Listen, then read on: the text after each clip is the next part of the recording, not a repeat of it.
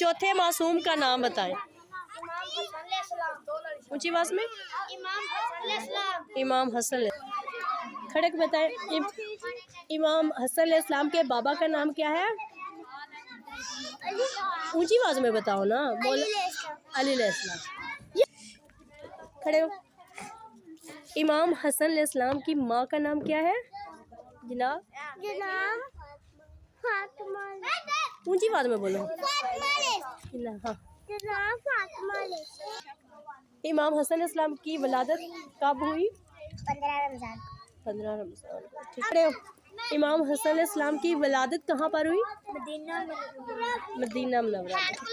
इमाम हसन इस्लाम की शहादत कब हुई? खड़े बताओ। 28 सफ़र को। 28 सफ़र को। आप खड़े हो। बताओ कि इमाम हसन अलैहिस्सलाम का जो शहजादा करबला में शहीद हुआ है, उनका बेटा, वो उसका नाम बताओ। शहजादा अली कासिम।